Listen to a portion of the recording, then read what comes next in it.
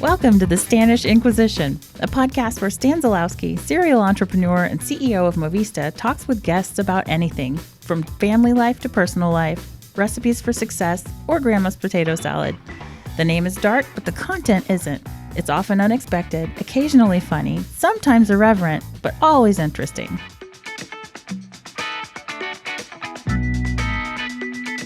Hey, so today we're going to have a little bit of a shake and bake on the Stanish Inquisition. We are going to share out a podcast I was very fortunate to be part of with David Sanders down at Innovate Arkansas.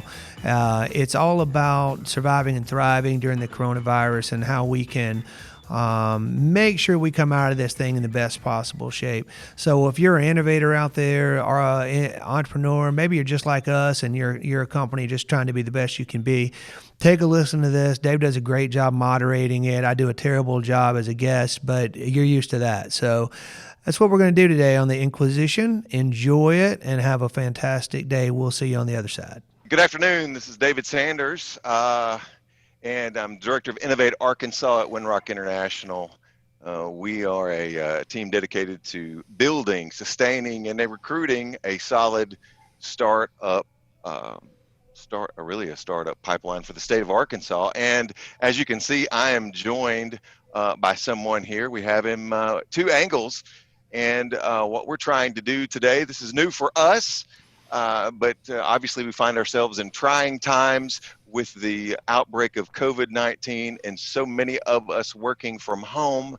But more than working from home, we find so many of our startups that are in caught in between a rock and a hard place. And what we want to do is to bring you, members of the startup community, founders and executives, some real actionable intelligence from people on the ground who, I would say, optimistic people on the ground who are making it happen and who can help you during this time. So today we're joined by Stan Zylowski. He is the CEO of Movista. Stan, you're a pro at this. You've got a fantastic, not only you have a fantastic company, but you have a fantastic podcast that I've been able to listen to, and it's quite entertaining. And so it's great to have you here today to have this conversation. We'll knock it out in hopefully about 20 minutes, and when we get to the end, hopefully folks will feel like they've learned something today and really received some help. So by way of introduction, Stan, tell us a little bit about Movista, 30 seconds about Movista, and maybe 30 seconds about yourself. Sure. So first off, Dave, thanks for having me on. Pleasure to be here. These are crazy times. And by the way, our podcast is the Stanish Inquisition, and you can find us in wherever you like to get your podcast. Best podcast name ever. And I didn't come up with it, but I do love it. So Movista is a company that we founded in 2010. We provide software to companies that have field teams or have retail locations, so brick and mortar retail. And we have about 100 employees. We're based up in Bentonville, but we have employees in 9 states and over in Europe now. So we've grown up. But I want to say, you said I was CEO, but I want to make a special point to say that more important and more near and dear to me for sure is that I'm one of the co-founders here along with April, and she and I still run the company. So those of you who are doing startups, that sort of thing, it was she and I in a strip mall with a very little bit of seed money. And so I feel you. I know you're in a lot of pain right now. I know these are troubling times. So it's important to me to let you know that's where we come from. And then personally, I live here in Bentonville. I have 2 amazing kids, and I'm very blessed. So that would be my summary. And other than yourself, everyone else is sheltering in place, I assume. So and I'll make a point about that too. It's a great call out, dude. Like I happen to be fortunate enough to live about 50 yards from my office. So my world is still very tiny, but I am able to come over and work. So I think everyone needs to be doing the right thing for themselves and and encouraging other people to do the right thing right now as we work to tamp this thing down. Yeah. Okay. So let's jump right in. So Movista, you guys have, I think, within within the Arkansas business community, certainly in the startup community, you guys are quite a story. You've had significant growth. You've had you've raised capital. You've done all the things that so many of our startups want to do, but yet we find ourselves sort of in this precarious situation.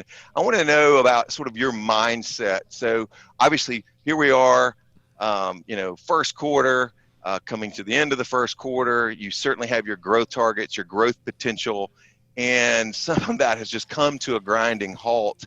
And what I wonder is, how are you approaching this now? Are you still thinking sort of, look, we want obviously you're not going to get the same amount of growth, maybe you are, but how do you think about sort of moving forward? Are you still how do you shift your thinking at Movista? How have you shifted your thinking, and how has your team adapted?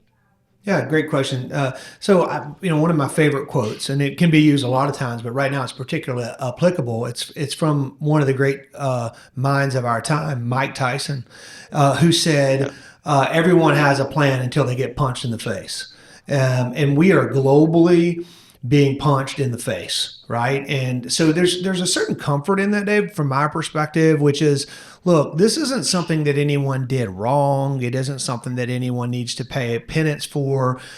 This is just the environment in which we find ourselves, and that will always shift. It'll shift because of weather. It'll shift because of acquisitions by our clients, et cetera. So I would say our mindset in these situations is typically pretty standard, to just continually be iterating on what the plan is, given the new information of the day. Although those cycles are spinning a lot faster right now than they have been.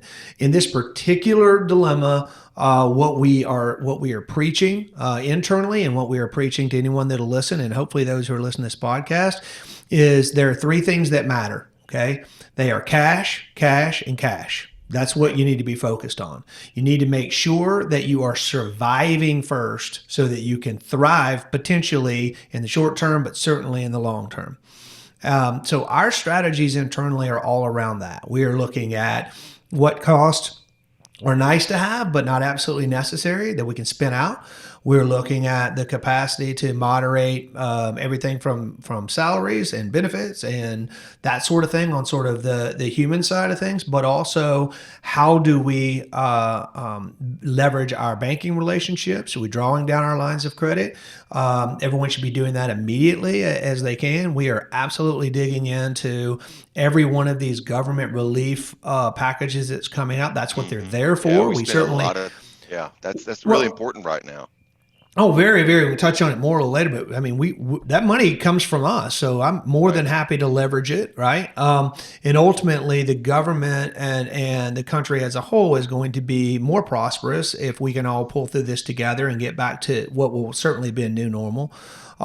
So the way the organization is handling it is unbelievably well. Every conversation that we've had with an employee, every conversation that we've had with a customer, every conversation we've had with someone, for whom we're a vendor, like we are hearing and seeing an incredible amount of cooperation in the space, and certainly we are taking very proactive steps to manage cash.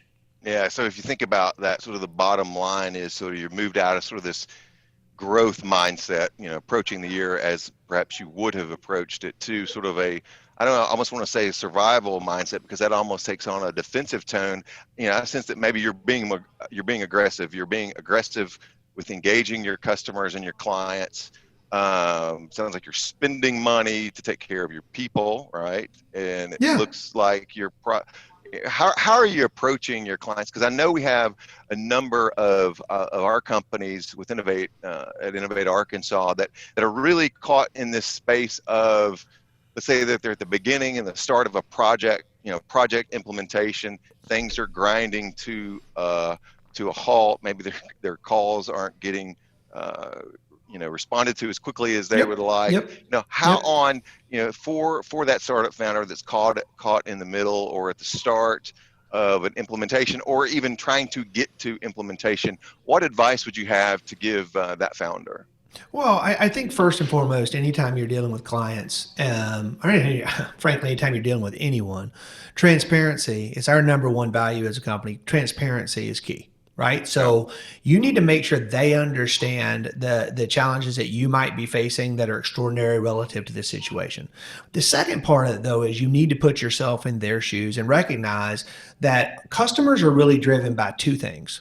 They're driven by a desire for expansion or desire for gain, and they are driven by a fear of loss, right? And so, whatever perspectives you're going to them with, you need to make sure that you're not just saying, oh, I need your help because, and I'm in a really tough spot and so forth, but rather say, look, we are in a tough spot. We are clearly seeing a depressed demand going into Q2 here, as the world is. That being said, there's a way we can make lemonade together, right? So, how can I extend myself to you in a way that profits you more quickly or down the road, and also perhaps girds your concerns around loss. So I'll give you let's give you a very simple example. We have clients that are in that space. Great call out. We were supposed to start pilots with them, or we were supposed to be doing implementations with them, and of course, they're all sort of in this very bombshell mentality. Is that the right word? Bomb shelter, right? Bomb shelter mentality, right? So what we've said to them is like, look, the bad side is cash is tough for everybody right now. The good opportunity that we have, however, is during this time when sort of internal processes and operations have slowed, this may be a great time for both of us to really dig into this implementation and really go the extra mile. And what I can do for you is I can defer the cash side of that deal to later. Because a bird in the hand is worth way more than a bird in the bush. Is there a chance that that particular client, you're going to stand them up, you're going to put your time and effort in, and then they're not going to pan out in 60 or 90 days because whatever reason? Of course, there's a chance of that. Right. But again, quote, I love to quote these folks. I believe it was Kobe who said, it may have been Jordan, but they said, I missed every single shot I didn't take. Right. So right now, from our perspective, it's about trying to find scenarios that drive out risk for your customers and drive up. And certainly anytime you're doing business with someone, they should be thinking about where the value is. So you're delivering the value, you're deferring the expense, or maybe you're eliminating it. It may be possible, depending on the situation you're in, you're doing that. But I think candor is the most important thing. And then you also need to be somewhat sensitive, right? I mean, if you are looking at a client, you can't get blood from a turnip. If you're looking at a client who has, because of the nature of their business, been absolutely torpedoed, you probably just need to send them a note and say, listen, I know you guys aren't in any position to work with us right now. I do want you to know that when you're ready, we would be willing to lean in as much as we can to help you. You can't have it all the time, but we certainly have put together progressive campaigns out to people. If you want, we can talk about the tone and tenor of those, but progressive campaigns out to people that try to meet them where they are on their terms, as opposed to where we might wish they were.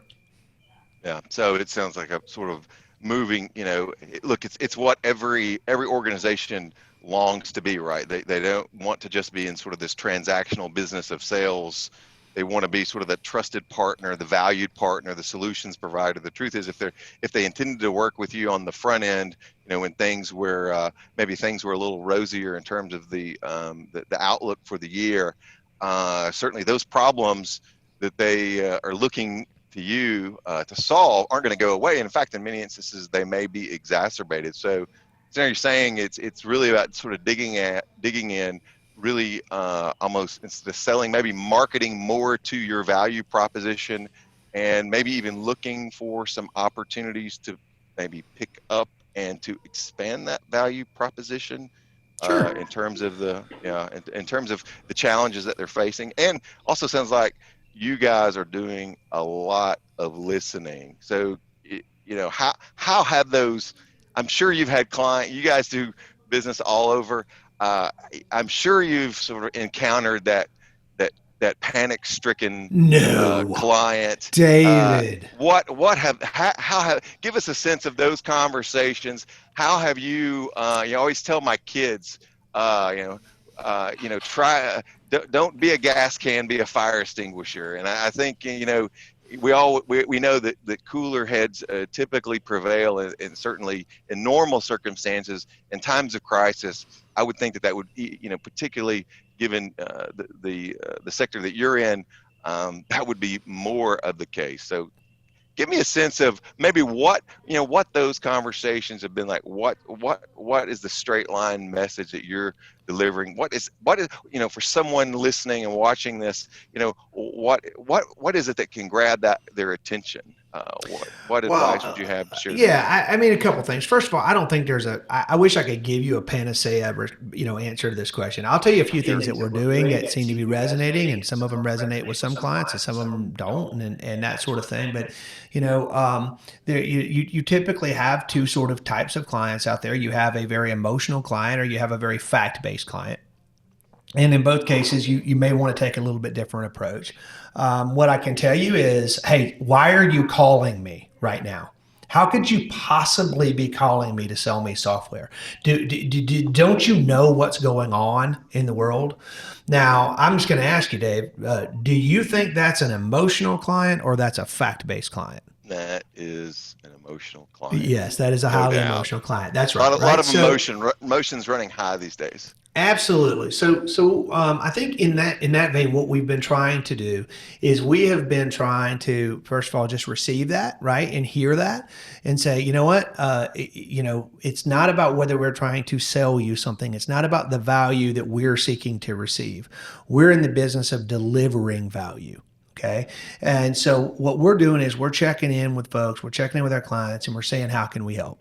So we basically have 3 different models. We have a model that says, hey, anyone anywhere who is participating in a program that's helping people during this crisis, they can use our product for free. They just need to call us, and they need to say, hey, we're doing this project, that project. We have a company that is delivering coffee. This is in Canada. They're delivering Tim Hortons to the hospitals just to do it. And we have them using our platform to manage that program. That's an example. Secondarily, we have another program which is really intended for small business. It says, hey, if you need to use our product to get you through the next 8 weeks, 12 weeks, and do it for no payment to us, then let's do that. Let's spin that up. We'll do a contract together, but you got no payments for 120 days, right? So what we're doing with those emotional folks is we're trying to have a message that is not pointed at selling them anything. It's pointed at giving them a life raft that they can see in the water and they can choose to grab onto if they want. So we talk about, hey, don't sell me something, right? You can market to me, but don't sell me something. And the analogy we use is you got to kind of like think of a lot of people right now having low blood sugar, right? So if at 10 o'clock in the morning, I call you on the phone and you answer the phone and I say, hey, this is David from the Catfish House. I just want to invite you down to lunch right now, and you're interrupting their work. That may not be the greatest ever response. On the other hand, we know that if at that exact same time in their feed, their social feed or whatever, they see an advertisement with some delicious catfish, that may result in a visit. So that's sort of the difference between sort of proactive selling and then more passive marketing. So we're using a mix right now. We're doing generalized marketing campaigns with these generalized programs, but we're getting them in front of specific people in specific ways. And in doing so, hopefully we're not hitting that nerve.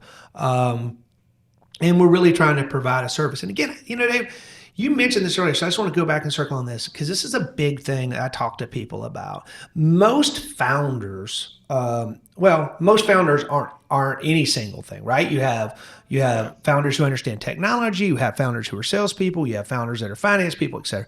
So what I would say to you is when you said, hey, we all want to be that partner, we all want to be that collaborator, we all want to be this, that's not a thing you want to be. It's a thing you either are or you aren't, okay? So if you're going to be a partner, then partner. If you're going to be a collaborator, collaborate, right? You have to extend yourself in that way. I am not in any way insensitive to the fact that a lot of people are looking at a bank account that's dwindling down. They're looking at a couple of employees that currently they don't know how they're going to pay them.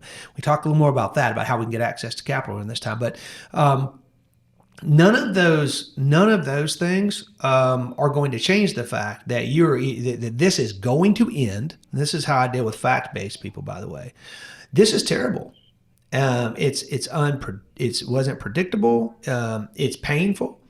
It is also only going to be true for a finite period of time. And you can either let the virus beat you once, or you can let it beat you continuously and maybe kill you.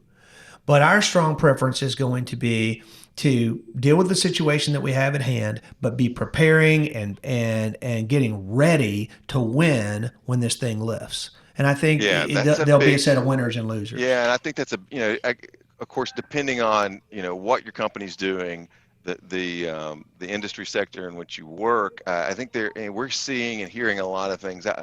I think that we typically, when we think about, big crisis moments like this, we think about sort of the governmental response.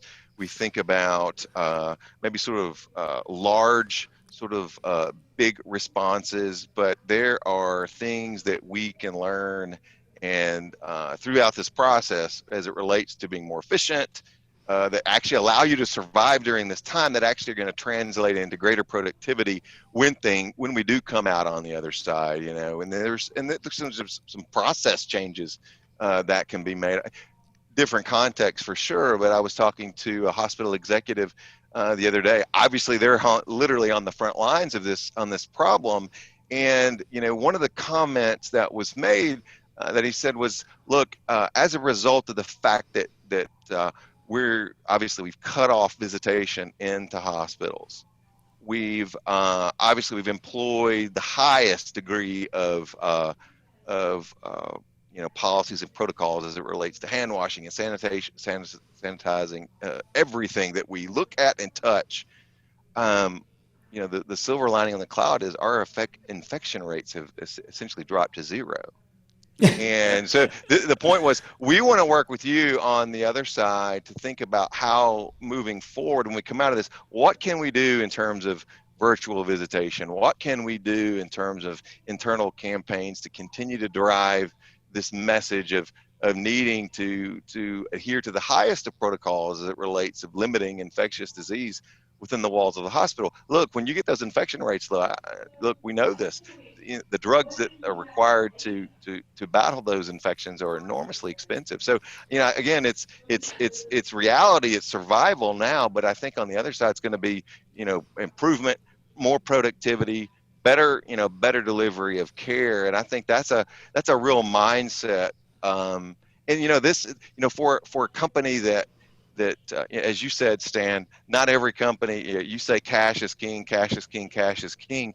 Not everybody is sitting in that position where, and I don't know that anyone's coffers are running over, but they're looking at their runway, and it's coming quicker and quicker and quicker. At the end of it's coming quicker. I agree. Let's take a second and talk about our money, which is being given back to us. Okay, this isn't their money. The government money is not their money.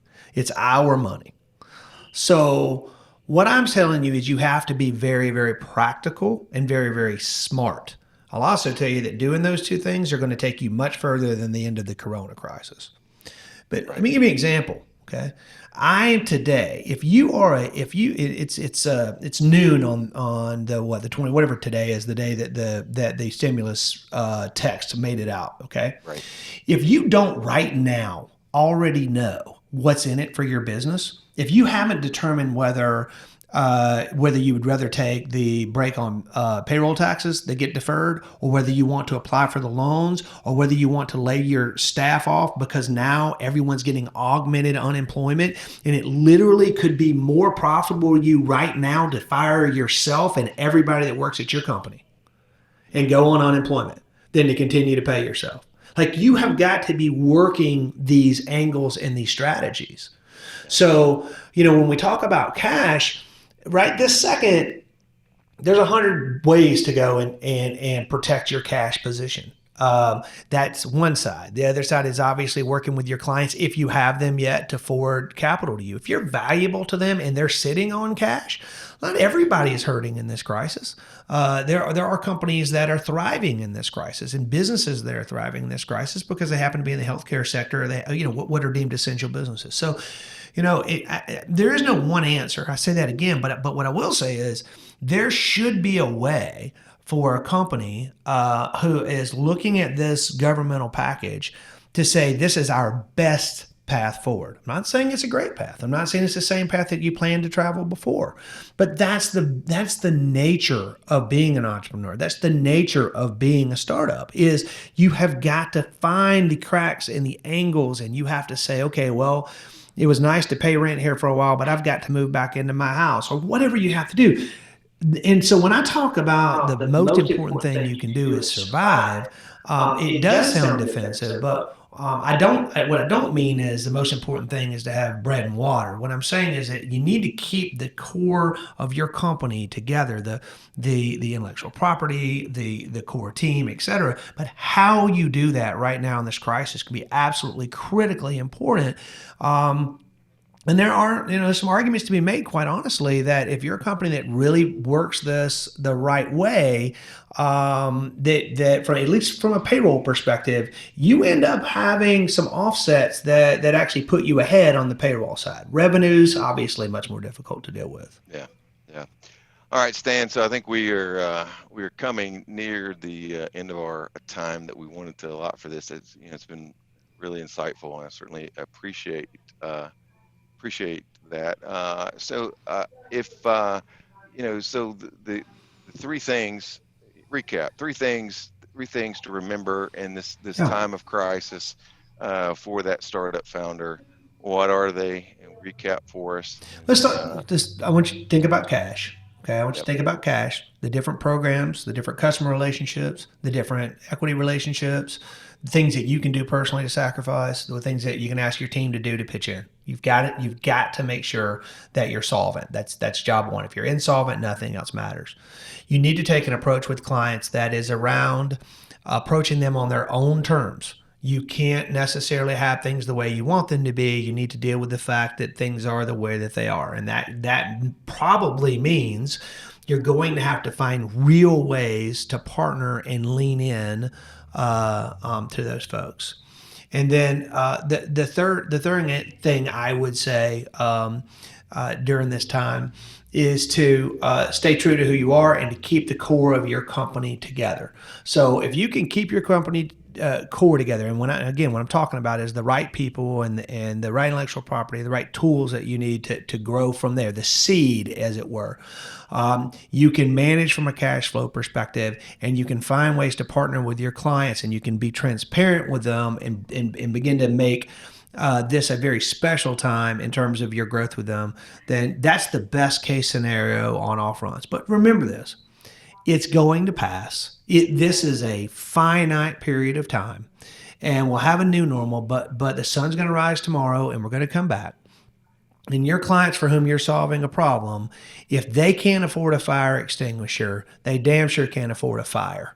And that's the message that you need to be getting out to them in a way that they can hear it and receive it and hopefully consider it. So I do want to say again, Stanish Inquisition. Anyone can email me or reach out to me anytime they want, stan@movista.com. If there's any way I can ever help you with your business or anything you got going on, please reach out.